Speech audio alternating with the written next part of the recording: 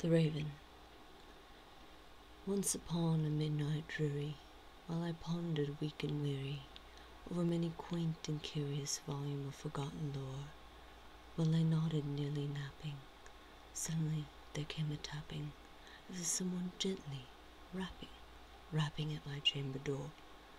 "'Tis some visitor," I muttered, tapping at my chamber door. Only this, and nothing more. Ah, distinctively I remember, it was in the bleak December, and each separate dying ember wrought its ghost upon the floor. Eagerly I wished the morrow, vainly I had sought to borrow from my books the griefs of sorrow, sorrow for the lost Lenore, for the rare and radiant maiden whom the angels name Lenore. Nameless here, forevermore. And the silken, sad, uncertain rustling of each purple curtain thrilled me, filled me with fantastic terrors never felt before, so that now, to still the beating of my heart, I stood repeating, "'Tis some visitor entering entrance at my chamber door. Some late visitor entering entrance at my chamber door. This it is, and nothing more." Presently, my soul grew stronger, hesitating then no longer. "Sir," said I, "or madam, truly your forgiveness I implore. The fact is, I was napping, and so gently you came rapping, and so faintly you came tapping at my chamber door, that I scarce was sure I heard you. Here I opened wide the door. Darkness there, and nothing more. Deep into that darkness peering, long I stood there, wondering, fearing,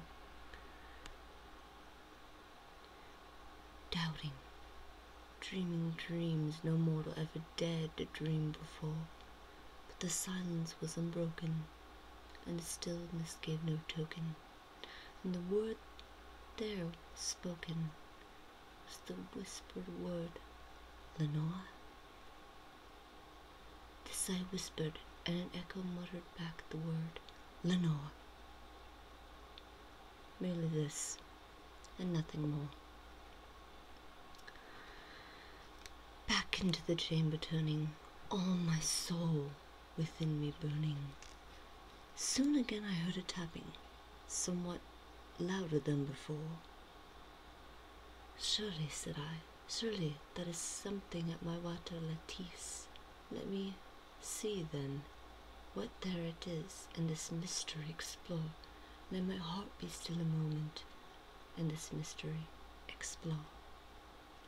'Tis the wind, and nothing more. Open here I flung the shutter, when, with many a flirt and flutter, in there stepped a stately raven of the saintly days of yore. Not the least obeisance made he, not a minute stopped or stayed he, but with mien of lord or lady, perched above my chamber door, perched upon a bust of Pallas, just above my chamber door, perched and sat, and nothing more.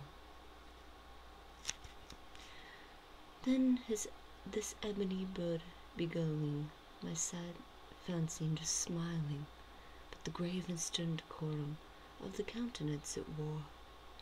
"Though thy crest be shorn and shaven, thou," I said, "art sure no craven, ghastly, grim, and ancient raven, wandering from the nightly shore."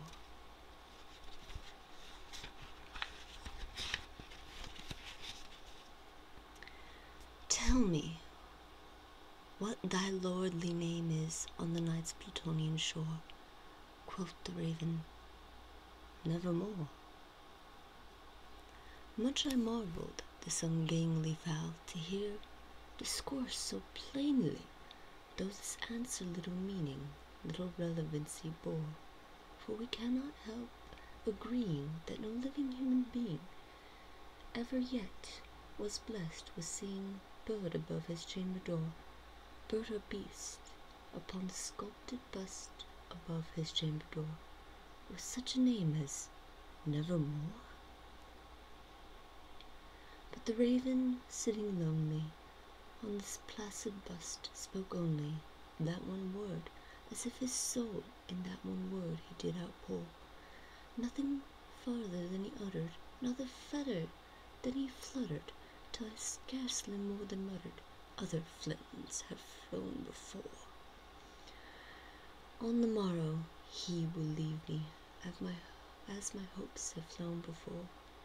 Then the bird said, Nevermore. Startled at the stillness broken by reply, so aptly spoken, doubtless, said I, what it utters, it is only stock and store, caught from some unhappy master, whom unmerciful disaster followed faster, until his songs one burden bore. To the dirges of his hope that melancholy burden bore, of nevermore. But the raven still be going, all my fancy into smiling. Straight I wheel the cushioned seat in front of bird and bust and door. Then upon the velvet sinking, I betook myself to linking fancy unto fancy, thinking what this ominous bird of yore, what this grim, ungainly, ghastly, gaunt, and ominous bird of yore meant in croaking nevermore. This I sat engaged in guessing, but no syllable expressing to the fowl whose fiery eyes now burned into my bosom's core. This and more I sat divining, with my head at ease reclining on the cushion's velvet lining, that the lamplight gloated o'er, but whose velvet violet lining, with the lamplight gloating o'er, she shall press, nevermore. Then methought the air grew denser, perfume from an unseen censer, swung by seraphim whose footfalls tinkled on the tufted floor. Wretch, I cried, thy God hath lent thee, by these angels he hath sent thee. Respite, and repent thee from thy memories of Lenore. Quaff, this kind repenting, and forget this lost Lenore. Quoth the raven, Nevermore. Prophet, said I, thing of evil, prophet still, if bird or devil, whether sent, or whether tempest tossed thee here ashore, desolate yet all undaunted, on this desert land enchanted, on this home by horror haunted. Tell me truly, I implore, is there, balm of Gilead, tell me, I implore. Quoth the raven, Nevermore. Prophet, said I, thing of evil, prophet still, if bird or devil, by that heaven that bends above us, by that God we both adore. Tell the soul with sorrow laden, if within the distant Eden it shall clasp a sainted maiden whom the angels name Lenore. Clasp a rare and radiant maiden whom the angels name Lenore. Quoth the raven, Nevermore. Be that word a sign of parting, bird or fiend, I shrieked upstarting, get thee back into the tempest of the night's Plutonian shore. Leave no black plume as a token of that lie thy soul hath spoken. Leave my loneliness unbroken. Quit thy bust above my door. Take thy beak from out my heart, and take thy form from off my door. Quoth the raven, nevermore. And the raven, never flitting, still is sitting on the pallid buster palace just above my chamber door, and his eyes have all the seeming of a demon that is dreaming.